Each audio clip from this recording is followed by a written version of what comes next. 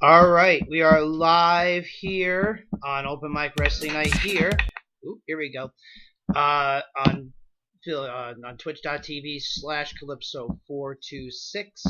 And if you are not listening on the live window of 8 p.m. Eastern Standard Time on this day, March the 28th, you are going to be listening live on iHeartRadio, Spotify, Spreaker.com/filling _ void for Filling the Void Podcast Network, and Stitcher, Apple Podcasts, anywhere you get your podcast as well. So thank you for that. And Morpheus Gwent, thank you for the follow as well. I will get those out of the way as they come. So thank you for the follow as well. And in just a couple of minutes here, we are going to be joined by CEO Gaming owner Alex Jebailey, and very much looking forward to having him on. And I was originally supposed to have him on, already prior to this announcement that was made for All Elite Wrestling being the wrestling partner of CEO Gaming's event this year. And the fact that they were telling me that, he was telling me, keep it a lookout on Monday, because I was following up and being like, hey, are we still good for this Thursday? And there we go. Now we have what's going on right now. So, again, really looking forward to having him on in just a couple of minutes, and very much appreciated that he is taking the time to do this, because, he has a very busy schedule with CEO, with DreamHack Fighters, and all that. So hopefully, with time permitting, I get in a couple of questions here. And there were a couple of questions that were submitted to Jeballey by you, the fans of the fighting game community, and hopefully we'll be able to get into that again if time permits. Let me just write this down here 1 second. I knew I forgot something. Okay, so while we wait for him, a lot of things going on in the world of pro wrestling. Obviously, the CEO Cross AEW event going on June 28th to the 30th out in Daytona Beach, Florida. And very much looking forward to that event, because last year's CEO Cross New Japan event was awesome, very well done for a first-time show by Jeballey, obviously with assistance from those at New Japan. The commentary was good. I can't remember everybody that they had. They had Golden Boy, I know, as the play-by-play. But it was very well done. Again, for a first time, now with another year under his belt of doing these kind of shows, and with AEW's help in some capacity, one way or another, it's going to be very interesting, to see what comes up. And if you remember last year, he was actually injured before this event. And when he still came out and did what he could do anyway, I mean, his foot was already messed up to begin with. But now, it's like, oh, what harm can you do? Now he's fully healed. Hopefully, everything goes according to plan this time around. So I'm very excited to be talking with him about that. And the other thing too, there again, a lot of other events going on, and a lot of other news broken out just on Monday, but a lot of stuff coming about. And even as of a few minutes ago, Goldust's contract looks like it might be up with WWE, and who knows where he's going to go. Everybody's thinking AEW. A lot of AEW talk. Obviously, the Road to Double or Nothing came out, and a lot of good stuff from the StarCast crew. Conrad Thompson, and obviously Tony Schiavone's involved. He was in that video too, which is great to see Tony involved in some sort of larger capacity other than commentary in pro wrestling once again. Again, a lot to get into once the interview with Jeballey is over, but I wanted to get him on early so that this way he gets to do what he needs to do and we just kind of knock this right out of the way. So I can hopefully allow him some time to do what he needs to do. I like to try and be as accommodating as I possibly can for the guests. Okay, we're going to be waiting for him here for another minute or two. So while we wait, G1 Supercard. Oh, I think this is him right now. Let's get him on.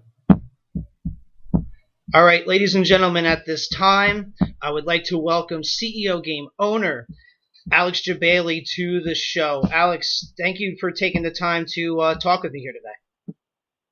Not a problem, man. How are you doing tonight?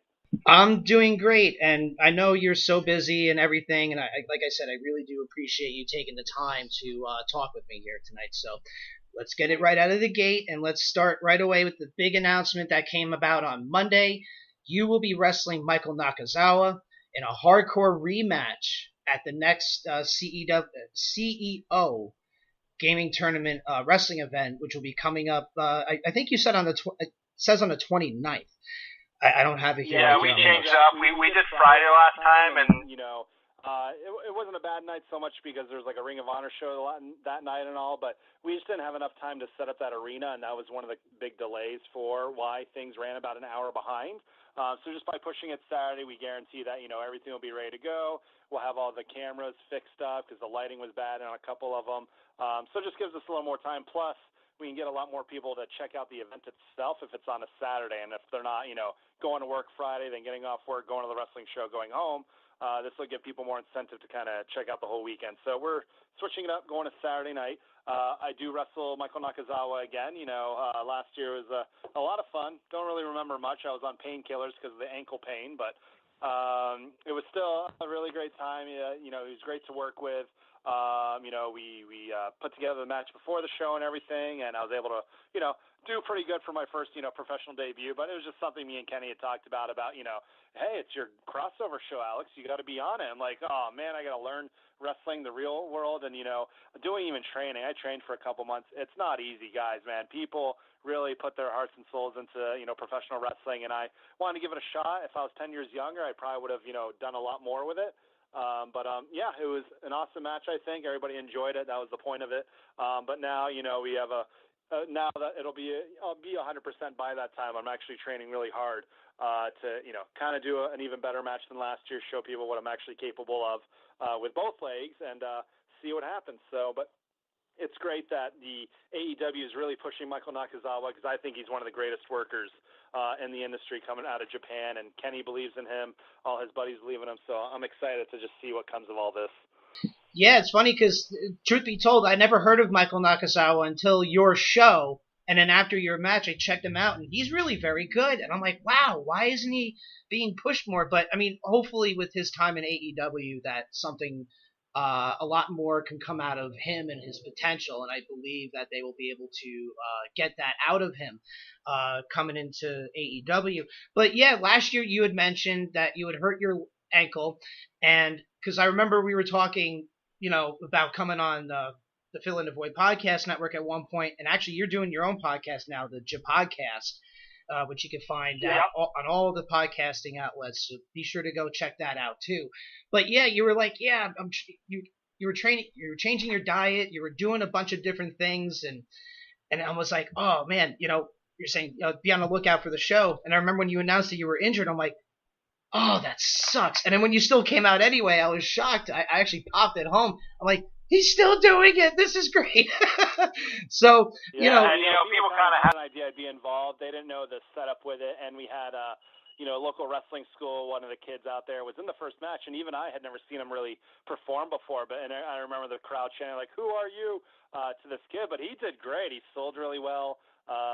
Seeing Michael Nakazawa kicked his ass when I came in, and it was embarrassing almost to the point, but actually even Kenny's like, dude, that worked out better because I couldn't get up the ramp on this little elevator to carry my wheelchair up, and somebody had unplugged it accidentally or something.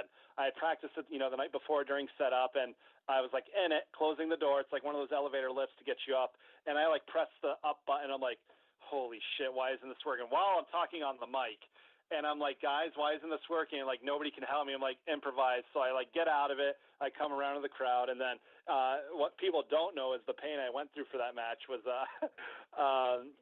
getting out of the freaking wheelchair. I tried to climb the barricade. I couldn't open the barricade. I didn't know how tightly locked they would be with each other. And then when two big dudes tried to carry me over, they lifted me over. It took me forever to go. And then once they did, they let me go so fast, I landed on my bad foot, and it cracked. And I'm like, and I literally just froze. I go, you've got to be shitting me. I'm like, you know what? No, I'm gonna power through this. And so I'm like hobbling the ring. I get back in. When I like get on off my knee to stand up, it cracks back into place. I'm like, holy shit, what is going on? And then, did the match. It kind of started rough. Going play by play, but in the end, I think I did pretty good. Being able to lift him over my head twice, with one leg was I was pretty proud of that. And everyone was like kind of gasping. My staff was like, what the hell are you doing? So, right. But it was cool. It worked out. We had a whole other kind of match plan, but because of my leg, we had to change everything up. But again, it worked out. Michael Nakazawa was amazing with the crowd. The crowd really, really dug his, heel approach, making fun of gamers, and it really worked out. And then the rest of the show, every match, as each match went on, they got better and better, and people really enjoyed it. So I was really happy to see how it kind of turned out with all things considered on the production side. And I'm a perfectionist. I know everything that went wrong, why it went wrong, how to fix it. So this year is going to be like 2 million times better. I can guarantee it. Yeah, absolutely. And I was definitely really impressed with the first time around. And actually, speaking, you're talking about training. Who is training you right now? And who did train you when you first were going in the ring for last year's show? Yep. So last year, it was a bit of a controversy working with I Believe in Wrestling School because of the owner, who has always been kind and cordial to me. So that was a situation there where I was unaware of, past dealings. So unfortunately this year, won't be working with them again. So I don't have anywhere to train just yet.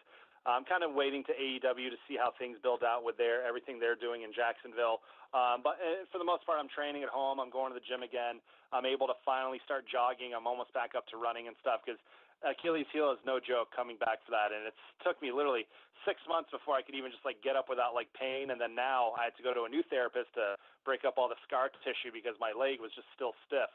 But it's almost there, but I've been bumping up my cardio, been taking supplements. I am traveling, unfortunately, for vacation for 2 weeks to Korea next week, so I know my eating is going to go to crap. But yeah, this year, I'll probably find out another local wrestling school to train with, and then just to kind of take it from there and do an even better job this year. Well, if there's anything that I've been learning recently by interviewing a lot of local people out in Florida especially, there's a hell of a pro wrestling scene out in Florida all over the state. Considering Impact was there for a long time and now the Performance Center with WWE, I'm sure you'll find somewhere to go that is, that could definitely teach you a few things. Yeah. So, I learned a lot last year, and it was great. And, and that's how I injured myself because I was doing something nobody really knew what I was trying to do.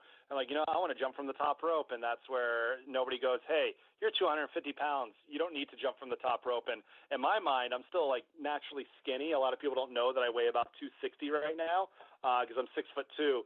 And I'm just like, yeah, I'm never probably going to do that again. So it's not easy, man. I remember when I climbed up that top turnbuckle and I looked down to the crowd level. And I'm like, this is really high. A lot of people don't understand. People that can do that stuff, every day and jump without a care in the world. Even Kenny Omega doing his, run the ropes, run out to the senton flip over. That is not easy. And you got to put a lot of trust into your opponents. So yeah, lessons learned for last year. I know what I'm not capable of. I also know what I am capable of, and that's, powerlifting and strength and carrying somebody around. So kind of excited to, show my strength again. I've been deadlifting. I'm almost back up to, 400 pounds, which a lot of people think is a lot. It's really not because I used to do 500 pounds, but I never pushed past that. So we'll see how it goes, but I'll be ready physically, mentally, and everything. One more question. Have you taken into consideration the offer of ending his life? Yeah. It's gonna be crazy, People are like, "Hey, are you ready to bleed?" I'm like, "We'll see what happens." But it's funny as a guy who runs the show, everyone thinks, he's gonna put himself over every time, and that's not really the goal. I just want to entertain people. If it makes sense, it makes sense. But I want to help this guy's career get off the ground. But if I have to end it for Matt's, sake. And it's so great. Just alone now, everyone and what BTE can do for somebody's career, man. It's like Michael Nakazawa. Now everybody knows Michael Nakazawa.